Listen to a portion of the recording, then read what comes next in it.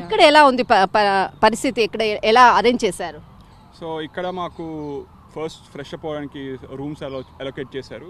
దాని తర్వాత మాకు లంచ్ ప్రొవైడ్ చేశారు. అండ్ మాకు ఎయిర్పోర్ట్కి ట్రాన్స్పోర్టేషన్ కూడా ప్రొవైడ్ చేస్తున్నారు.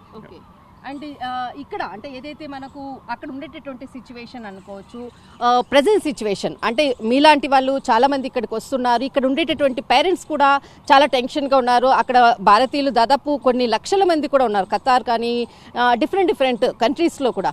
అక్కడి వాళ్ళు సేఫ్గానే ఉన్నారంటారా? అంటే కొంతమంది మాత్రం భారత్ అంటే ఇండియాకి వస్తున్నటువంటి పరిస్థితి, అక్కడ ఉన్నటువంటి వాళ్ళు సేఫ్గానే వాళ్ళు పొజిషన్లో ఉన్నారా? అంటే ఇజ్రాయెల్ గురించి నేను చెప్పగలను. సో ఇజ్రాయెల్లో మనుషులు నాకు తెలిసి ప్రాపర్ ప్రికాషన్స్ ఫాలో అయ్యి ఉంటే చాలా మటుకు they can be safe, unless missile డైరెక్ట్గా మీ మీద పడితే తప్ప. మోరలెస్ మీరు షెల్టర్లో ఉంటే చాలా మటుకు మీరు సేఫ్గా ఉండొచ్చు. మీరు అంటే ఇప్పుడు అక్కడ ఉండేటటువంటి వాళ్ళకు ప్రత్యేకంగా మీకు ఒక ఇంటెన్షన్ కానీ, ఒక సైరన్ కానీ, ఒకలాంటి మెసేజ్ గవర్నమెంట్ ఏ విధమైనటువంటి మీకు మెసేజ్ పాస్ చేసింది? అంటే మీకంటూ ఒక స్పెషల్ ఏదైనా ఒక కోడ్ ఏదైనా ఇచ్చారా? సో గవర్నమెంట్ యాప్స్ ఉన్నాయి అక్కడ. So apps it's security app, home front control అని చెప్పి.